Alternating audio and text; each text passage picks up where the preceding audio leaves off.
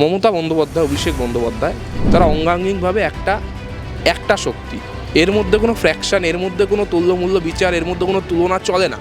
আমার কাছে পার্টি কর্মী হিসাবে একটাই বক্তব্য, যেটা পার্টির বক্তব্য, সেটা বলছি বাংলা আনতে আমার ব্যক্তিগত অভিমত দিচ্ছি, রাহুল গান্ধীকে প্রধানমন্ত্রী হিসেবে ঠিক চলে না। মানে বাজারে তো চলতে হবে। পার্টির নাম ভাঙিয়ে, পার্টির পতাকাকে কাজে লাগিয়ে কোনো অমূলক কাজ, কোনো অনৈতিক কাজকে পার্টি সমর্থন করে না। যে কোনো লুকোচাপা করে লাভ নেই। ইন্ডিয়া জোট যদি সফল হতে হয়, মমতাদিকে নেতৃত্বে চাই। এবং আরাবুল ইসলাম দুজনকেই দল বিরোধী কাজের জন্য দল থেকে সাসপেন্ড করে দেওয়া হয়েছে, এই বিষয়ে কি বক্তব্য? দেখুন, তৃণমূল কংগ্রেসের রাজ্যের সহসভাপতি জয়প্রকাশ মজুমদার মূলত তার একটা ভিডিও বার্তাতে এই বিষয়টা, এই বিবৃতিটা দল দিয়েছে। আপনারা দেখেছেন, আমরাও দেখেছি। এ বিষয়ে ব্যক্তিগত বক্তব্যের চাইতেও আমাকে যদি জিজ্ঞেস করেন যে আপনার কি বক্তব্য, সেই প্রশ্নের উত্তর আমি বলবো যে আমার বক্তব্য এখানে একটাই, যেটা পার্টির বক্তব্য, যেটা পার্টির মন্তব্য। On behalf of the party, from the party, আমি এর বাইরে কিছু বলার এখতিয়ারও নেই, বলতে চাইও না, আর আমার বলারও কিছু নেই। পার্টির যা বক্তব্য, পার্টির যা সিদ্ধান্ত, পার্টির অনুগত কর্মী হিসাবে আমার কাছে সেটাই নির্দেশ, সেটাই বিবৃতি, সেটাই শিরোধার্য।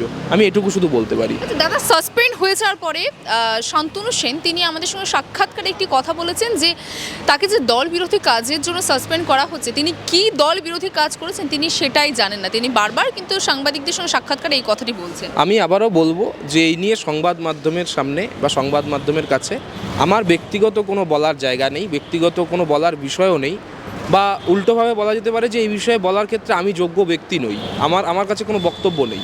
আমার কাছে পার্টি কর্মী হিসাবে একটাই বক্তব্য, যেটা পার্টির বক্তব্য, সেটা পার্টি বিবৃতি দিয়েছে, এবং সেটা যদি কিছু ফার্দার ক্ল্যারিফাই করার বা ফার্দার জাস্টিফাই করার কিছু জায়গা থাকে, সেটা পার্টি যথাসময়ে করবে বলে আমি আশা করতে পারি।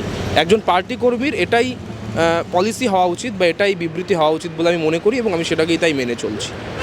একটা ন্যারেটিভ তৈরি হচ্ছে যে আরজিকর ঘটনার পর আমরা দেখেছিলাম যে তিনি বক্তব্য রেখেছিলেন, তারপরে তার মুখপাত্রের পদ যায়, এবং শুধুমাত্র তাই না, তার পরে দেখলাম মেডিকেল কাউন্সিল থেকে তাকে সরিয়ে নিয়ে আছে, সর্বোপরি সাসপেনশন। কি কোথাও কি এই আরজিকর ঘটনা, এই সাসপেনশনের পিছনে কি দায়ী হতে পারে? দেখুন, এটা তো আমার বলার এই জায়গা নেই। এখন পার্টি মনে করেছে একটা সিদ্ধান্ত, পার্টি যদি কালকে বলে যে এ ফর অ্যাপেল, তাহলে আমি এ ফর অ্যাপেলই বলবো, এ ফর অ্যান্ড বলবো না। এটা আমার রাজনীতি আমাকে শিখিয়েছে, আমার বোধ আমাকে শিখিয়েছে। যদি কালকে পার্টি বলে যে এ ফর অ্যান্ড, তাহলে আমি এ ফর অ্যান্ড বলবো, এ ফর অ্যাপেল বলবো না। অর্থাৎ পার্টির যা বিবৃতি, পার্টির যা বক্তব্য, সেই বিবৃতি, সেই বক্তব্যকেই আমি মান্যতা দিয়ে সেটারই ইকো করতে পারি। নতুন কোনো বিবৃতি বা বক্তব্য অ্যাড করার বা ডিডাক্ট করার যোগ্যতাও আমার নেই, অধিকারও আমার নেই, এখতিয়ারও আমার নেই। কিন্তু এটাও মনে করা হচ্ছে যে আরজিকরের পাশাপাশি অভিষেক পন্থী নামেও তিনি দলের মধ্যে পরিচিত ছিলেন, সেটাও এই সাসপেনশনের পিছনে বড় কারণ হতে পারে। এইগুলো আমার মনে হয় অমূলক। এই জাতীয় যেগুলো, এইটা নিয়ে আমি কমেন্ট করছি কারণ এটা একটা বাজারে ঘুরে বেড়াচ্ছে এ ধরনের খবরাখবর, বা এক ধরনের রটনা এই ধরনের বিভিন্ন সংবাদ মাধ্যম করছে। এই বিষয়টা নিয়ে আমি কমেন্ট করতে পারি। আমার অভিমত বা আমার ওপিনিয়ন এই জায়গায় এই যে এটা সম্পূর্ণ তো অমূলক। মমতা বন্দ্যোপাধ্যায়, অভিষেক বন্দ্যোপাধ্যায়, তারা অঙ্গাঙ্গিকভাবে একটা শক্তি। এর মধ্যে কোনো ফ্র্যাকশন, এর মধ্যে কোনো তুল্যমূল্য বিচার, এর মধ্যে কোনো তুলনা চলে না। মমতা বন্দ্যোপাধ্যায় তিনি সকলের নেত্রী। আমি যখন সকলের বলছি তখন আমি অভিষেক বন্দ্যোপাধ্যায়ের সেই কথা, যেখানে অভিষেক বন্দ্যোপাধ্যায় বলছেন যে একটাই লবি, দিদির লবি, সেই কথাটাকে মান্যতা দিয়ে বলছি। অর্থাৎ মমতা বন্দ্যোপাধ্যায় সকলের নেত্রী, আন্দোলন থেকে উঠে আসা নেত্রী, তৃণমূল কংগ্রেসের হার্টবিট, হৃদস্পন্দন একটাই, সেটা মমতা বন্দ্যোপাধ্যায়। কালের নিয়মে নতুন সময়ে আমরা যখন রাজনীতিতে এসেছি, অভিষেক বন্দ্যোপাধ্যায় সেই উত্তরাধিকারটা ধরেছেন দায়িত্বের মাধ্যমে, কাজের মাধ্যমে, পারফরমেন্সের মাধ্যমে। অভিষেক বন্দ্যোপাধ্যায় তার মতো করে কাজ করেছেন। তিনি দলের সাধারণ সম্পাদক, আমরা তাকে সেনাপতি বলে অভিহিত করি, এবং তিনি নিজের যোগ্যতায় সে সেনাপতির দায়িত্ব পালন করেছেন। কিন্তু মমতাদিকে সামনে রেখে, মমতা বন্দ্যোপাধ্যায় ছাড়া তৃণমূল কংগ্রেস, মমতা বন্দ্যোপাধ্যায়কে ছাড়া তৃণমূল কর্মীদের আবেগ, মমতা বন্দ্যোপাধ্যায়কে ছাড়া এই মুহূর্তে ভারতবর্ষের রাজনীতি কার্যত অমূলক নয়, আমি বলবো যে অসম্ভব।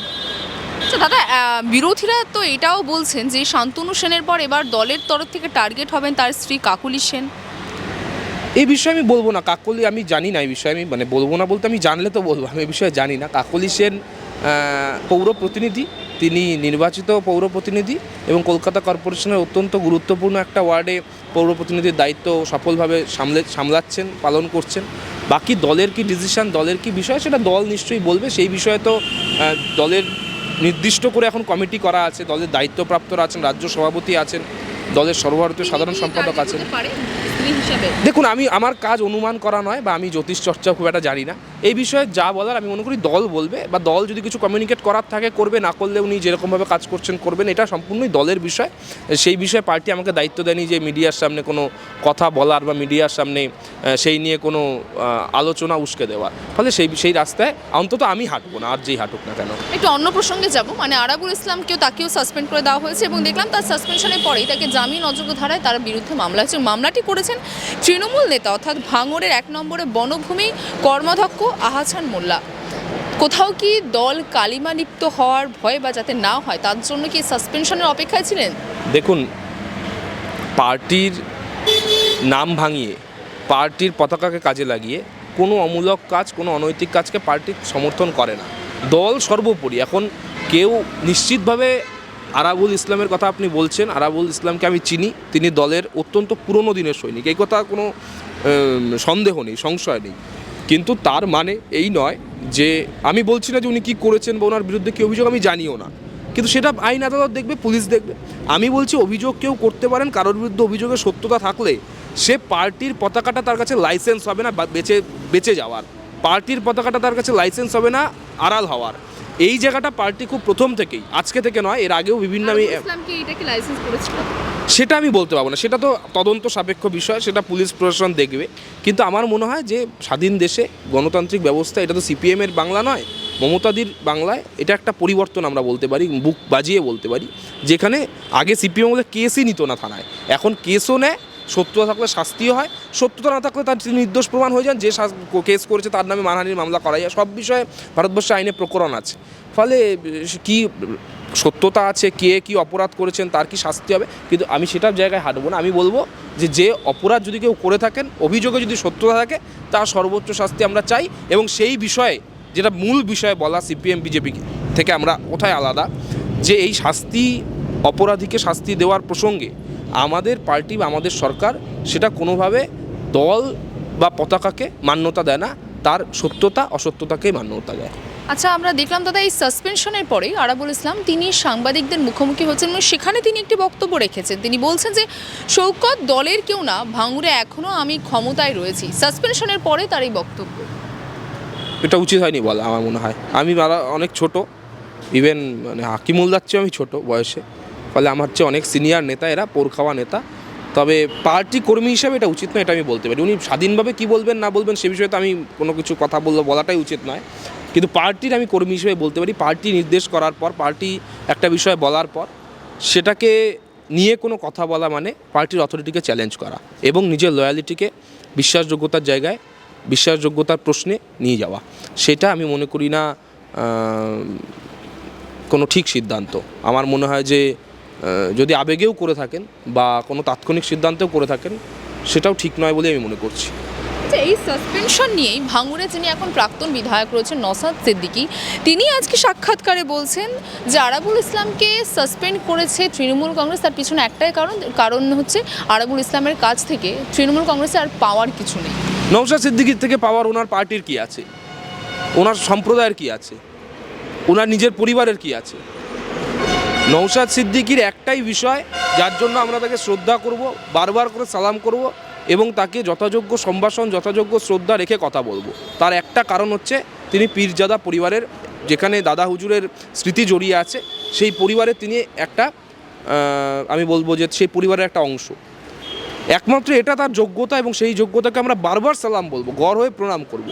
কারণ দাদা হুজুরের যে কন্ট্রিবিউশন, অবদান, আজকে ফুরফুরা শরীফের যে অবদান, সেটা বাংলার সাংস্কৃতিক ইতিহাসে কোনো অংশে কম নয়, সেটাকে বারবার করে শ্রদ্ধা করবো। কিন্তু এর বাইরে, এটা তো কোনো ঢাল হতে পারে না, এর বাইরে নওশাদ সিদ্দিকী এরা ব্যর্থ রাজনৈতিক প্রচেষ্টাকারী লোক, সিপিএমের সঙ্গে জোট করে বাংলাকে অশান্ত করার চেষ্টা করা একজন লোক, এবং বিভিন্ন ক্ষেত্রে এটা অত্যন্ত দুঃখজনক, কিন্তু তারপরেও এটা সত্যি, বিভিন্ন ক্ষেত্রে সাম্প্রদায়িক রাজনীতি করা, সাম্প্রদায়িকতার মাধ্যমে বিভেদ করা, এই রাস্তায় হাঁটা একজন, আমি বলবো যে রাজনৈতিক অত্যুৎসাহী।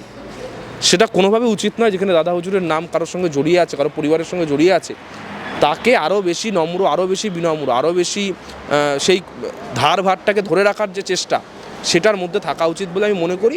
বাকি উনি যেটা ভালো বুঝবেন করবেন, বাংলার মানুষ আছে, সেটা সর্বোচ্চ বিচারালয়, সর্বোচ্চ বিচারক জনতা বিচার আগেও করেছে, আগামীতেও করবে। দাদা আপনি জোট নিয়ে কথা বললেন, কিন্তু জোটে তো ইন্ডি জোটে তো বামফ্রন্টের পাশাপাশি তৃণমূল কংগ্রেসও আছে। হ্যাঁ, সেটা তো সর্বভারতীয় বিষয় আছে, কিন্তু সর্বভারতীয় বিষয়ে যেভাবে চলছে আপনারা তো দেখছেন যে লালু প্রসাদ যাদব, আপনি অন্য প্রসঙ্গে গেলেন বলে বলছি, লালু প্রসাদ যাদব থেকে শুরু করে অরবিন্দ কেজরিওয়াল, অখিলেশ যাদব থেকে শুরু করে স্টালিন, সবাই চাইছে নেতৃত্বের প্রশ্নটা বারবার করে করছে। সবাই, আমরা বলছি সবাই চাইছে মমতাদিকে, আমরা তো বলছি না মমতাদিকে প্রধানমন্ত্রী চাই। কংগ্রেস মোটা মাথা এটা বুঝছে না কেন? এটা হয়তো দিদি বা যারা আমাদের সংসদ আছে, সুদীপ বন্দ্যোপাধ্যায় করলাম, তারা সিনিয়র নেতা, তাদের মুখে বলতে অসুবিধে আছে, সমস্যা আছে। আমি একটা বাচ্চা ছেলে, আমি দলের তরুণ প্রজন্মের একজন সৈনিক কর্মী, কালকে দল তাড়িয়ে দিলে তো করবো না, কিন্তু মমতাদিকে আজীবন ভালোবাসবো, তৃণমূলকে ভালোবাসবো। সেই জায়গা থেকে আমার তো কোনো বাধ্যবাধকতা নেই, আমি এই কথা জোর গলায় বলছি যে কোনো লুকোচাপা করে লাভ নেই। ইন্ডিয়া জোটকে যদি সফল হতে হয়, মমতাদিকে নেতৃত্বে চাই। মমতাদিকে নেতৃত্বে না রাখলে এই এক পা ভাঙা, এক হাত ভাঙা, এক চোখে দেখতে পায় না, এই দিশাহীন মিশনলেস প্রজেক্ট কোনোদিনও সাকসেসফুল হতে পারে না। বিজেপির এত অঙ্কের অর্থের কাছে, এত অঙ্কের শীর্ষে থাকলে সাকসেসফুল হবে না। কংগ্রেস শীর্ষে দল হিসেবে তার বিভিন্ন জায়গায় সংগঠন আছে, সাংগঠনিকভাবে সে থাকতে পারে পলিসি মেকিংয়ে, কিন্তু মুখটা চাই মমতাদির। কংগ্রেস সাংগঠনিকভাবে থাকতে পারে, ভালো সিদ্ধান্ত জায়গা নেওয়ার ক্ষেত্রে তারা সিংহভাগ ভূমিকা নিক, তাদের তো অনেকগুলো রাজ্যে জায়গা আছে, একটা বড় সংগঠন, দীর্ঘদিনের শতাব্দী প্রাচীন দল, কিন্তু রেজাল্টটা কী? এই এত বড় সংগঠন থাকার পরেও, এত টাকা থাকার পরেও, এত রকম এত দিনের একটা পার্টি, আমি বলছি একটা রেজিমেন্টেড টাইপ পার্টি, একটা মাস পার্টি, সেই সব রকম কোয়ালিটিস পোটেনশিয়াল থাকার পরেও কংগ্রেস বারবার মুখ থুবড়ে পড়ছে কেন? কারণ তার মুখটা দুঃখজনক হলেও ভালো না। আমার ব্যক্তিগত কোনো আপত্তি নেই রাহুল গান্ধী বা প্রিয়াঙ্কা গান্ধীকে দিয়ে, কিন্তু কথা হচ্ছে যে তাকে তো পারফর্ম করতে হবে। আমি একটা ছেলেকে ভালোবাসি, সে দেখতে সুন্দর, তারও তো বাবা কাকাও প্রফেসর ছিল, আরেক বাবা ধরো যাক তার দাদু ছিল ডিন ছিল, তার ঠাকুরদা ছিল ভাইস চ্যান্সেলর ছিল, কিন্তু ছেলেটা যদি পড়াশুনো না করা, তো আমি ধরে নিচ্ছি ছেলেটা পড়াশুনো করেও তারপরে তার রেজাল্ট খারাপ আসে, তাহলে তো তাকে আমি কীভাবে একটা জায়গায় একটা সেমিনারে করতে পাঠাবো? আপনি কি রাহুল গান্ধীর সঙ্গে তুলনা করছেন এটা? একেবারেই তাই। রাহুল গান্ধীর সব রকম যোগ্যতা আছে, আমি মনে করি রাহুল গান্ধী বলতে পারেন he is a senior politician. আজকের দিনে তাকে আর পাপ্পু বলবো না, মানে আমি কখনো বলিও নি, অন্যরা বিরোধীরা বলেছে, আমি এখনও বলছি না। সিনিয়র পলিটিশিয়ান, এমপি হয়েছেন, ভালো ইদানিং বলছেনও বিভিন্ন বক্তৃতায়, কিন্তু প্রধানমন্ত্রী হিসেবে আমাকে যদি প্রশ্ন করেন ব্যক্তিগতভাবে, আমি জানি না দলের কি অভিমত, এটা আমি আবার বলছি, বাংলা আনটা আমার ব্যক্তিগত অভিমত দিচ্ছি, রাহুল গান্ধীকে প্রধানমন্ত্রী হিসেবে ঠিক চলে না। মানে বাজারে তো চলতে হবে, মানুষ আজকে 120 কোটির দেশ, এটা তো ছোট দেশ না যে সুইডেন, ডেনমার্ক। ভারতবর্ষ কাশ্মীর থেকে আপনাকে কন্যাকুমারী, সিপিএম যেন মনে করে ভারতবর্ষ মানে 8B থেকে কলেজ স্ট্রিট, তো সিপিএম তো ভাবলে তো হবে না, জিরো হয়ে গেছে। আপনাকে ভাবতে হবে যে এই কাশ্মীর থেকে কন্যাকুমারিকা, মণিপুর, নাগাল্যান্ড থেকে গোয়া, পাঞ্জাব থেকে বাংলা, এই ডাইভার্সিফাইড কান্ট্রি, সেখানে হিন্দু ধর্মের গঙ্গা স্নান আছে, ইসলামের আজমের শরীফ আছে, বিভিন্ন রকমের ডাইভার্সিটি আছে, আপনি ভাষা নিয়ে বলুন, সংস্কৃতি নিয়ে বলুন, ফুড হ্যাবিট নিয়ে বলুন, বিভিন্ন রকম। সেইখানটায় লিডার হিসেবে রাহুল গান্ধীর সেই লিডারশিপ কোয়ালিটি আছে কি নেই আমি জানি না, কিন্তু আমি মার্কশিটে দেওয়ার কেউ নই, মানুষ দিচ্ছে, কিন্তু মানুষ উনি একবার হেরে গেছিলেন আমেথি থেকে, এটা অত্যন্ত লজ্জাজনক আমি মনে করি, কারণ আমেথি তো তার গান্ধী পরিবারের সিট, ওখানে প্রচার না করলে ওর জেতার কথা উচিত। হেরে গেছিলেন, এবার হেরে যেতেই পারে কেউ, অনেক বড় বড় লোকও অনেক সময় হেরে গিয়েছে, কিন্তু আমি বলছি ওভারঅল পারফরমেন্সের বিচারে আমি জিরো বা মার্কশিট আমি করবো না, কিন্তু আমি এটা বলছি যে রাহুল গান্ধী প্রধানমন্ত্রী হিসেবে ঠিক আমার চোখে, আমি হয়তো অনেক ছোট বলি, আমার এটা সমস্যা বা আমার একটা দুর্বল বিশ্লেষণ হয়তো, কিন্তু আমি রাহুল গান্ধীকে প্রধানমন্ত্রী হিসেবে কোথাও দেখতেও পাই না, দেখতে চাইও না। মমতা ব্যানার্জির সব রকম পোটেনশিয়াল আছে প্রধানমন্ত্রী হওয়ার জন্য, এটা আমি তৃণমূল কর্মী হিসেবে বলছি না, তো আমি তো আপনাকে বলছি যে যারা আজকে বাংলা আনটাই যখন শুনবে, তারা বাড়িতে বসে তাদের আপনার 100টায় 90টা জায়গায় মমতাদিকে অপছন্দ হতে পারে, মমতাদির এটা খারাপ, ওটা খারাপ, পলিসি খারাপ, আপনি একমত হতে পারে, কিন্তু একটা মেয়ে, সে একটা সাধারণ পরিবারের মেয়ে হয়ে সে লিঙ্গ রাজনীতির জায়গা থেকে, জেন্ডার পলিটিক্সের জায়গা থেকে সে মহিলা, সে নিম্নবিত্ত সমাজের অংশ, সব রকম অবস্ট্রাকেল সে পেরিয়ে সে 7 বারের সাংসদ হয়েছে, 3 বারে একটা রাজ্যে মুখ্যমন্ত্রী, কোনোবার বিজেপির বিরুদ্ধে লড়াই করে, কখনো সিপিএমের বিরুদ্ধে লড়াই করে, এত বছরের 4 বারের কেন্দ্রীয় মন্ত্রী, ফলে বিভিন্ন রকমের অভিজ্ঞতা, এক্সপিরিয়েন্স, এক্সপার্টাইজ করে তিনি আজকে রাজনীতিতে নিজের জমিটা, নিজের জায়গাটা তৈরি করেছে। এমন একটা সময় আজকে তিনি নিজেকে তুলে নিয়ে গেছেন যেখানে কোনো রাজনৈতিক দল 100% মমতা বিরোধী নয়। আমি আপনাকে খুব দায়িত্ব নিয়ে কথা বলছি, বিজেপি 100% মমতা বিরোধী হতে পারবে না। সিপিএম 100% মমতা বিরোধী নয়, মানে আমি বলছি সিপিএমের সবাই, ওপরের নেতারা চিৎকার করতে পারে কিন্তু কর্মীরা, সংগঠনটা, কংগ্রেসও তাই নয়। ফলে এই উইন উইন সিচুয়েশন নিজেকে তুলে নিয়ে যাওয়া, এটা একটা পলিটিক্যাল, আমি বলছি যে একটা এক্সেলেন্স ছাড়া এটা সম্ভব না। আর তার সঙ্গে মমতাদির হচ্ছে প্রতিদিন নিজেকে গ্রুমিং করা, প্রতিদিন মানুষের মধ্যে ঢুকে যাওয়া, প্রতিদিন গভর্নমেন্ট পলিসির কাজ করা। এই দেখেছেন আইএএস আইপিএস সব কাজ নিয়ে লাইভ স্ট্রিমিংয়ে মিটিং করে। নরেন্দ্র মোদী একটা করে দেখা, নরেন্দ্র মোদী একটা সেন্ট্রাল গভর্নমেন্টে করে দেখা এরকম ট্রান্সপারেন্ট মিটিং। এবং তার সাথে সাথে পলিসি, সামাজিক সুরক্ষা প্রকল্পে কত কত কীভাবে এসেছে। প্রথমে বলা হলো যে এটা খয়রাতি, যে টাকা দিলে লোকের কী হবে, দেখা গেল যে না, ওই টাকাটা তো সাইকেলে বাজারেই ঢুকছে, তার থেকে রাজ্যের রেভিনিউই বাড়ছে। ফলে এই পুরো, এবং এগুলো সব কিন্তু একদিনে হয়নি।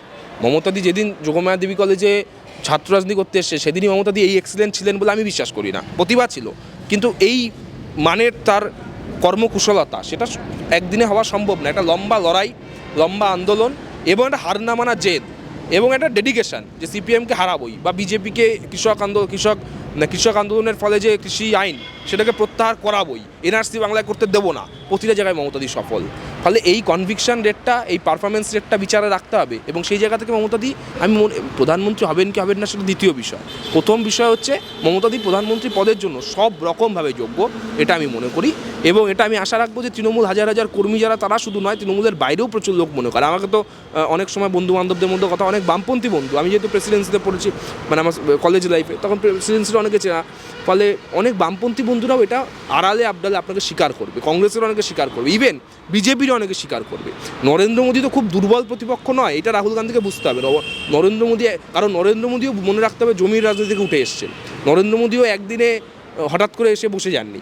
নরেন্দ্র মোদীকে আমাদের রাজনীতিতে 100টার জায়গায় 70টা 90টা আমাদের বিরোধিতা থাকতে পারে, আমাদের কনফ্লিক্ট থাকতে পারে, আমাদের আলাদা মত হতে পারে, কিন্তু নরেন্দ্র মোদী, অমিত শাহ, তারাও একটা সময় রাজদীপ সরদেশাইয়ের একটা আপনারা ইন্টারভিউ দেখবেন, সেখানে রাজদীপ সরদেশাই বলছেন যে গুজরাটে অনেক আগে তিনি যখন গেছিলেন তখন ওই স্কুটারে করে দুটো ছেলেকে, মানে দুটো লোককে, পার্টি কর্মীকে, বিজেপি, তাকে ফ্লেক্স লাগাতে দেখেছিলেন। পরে সেই দুটো স্কুটার যে চালাচ্ছিল সে তিনি হচ্ছে অমিত শাহ, যে বসেছিল তিনি নরেন্দ্র মোদী। ফলে তারা ওই জায়গা থেকে উঠে এসছেন, তাকে লড়াই করতে পারে, তাকে জুঝতে পারে, সেটা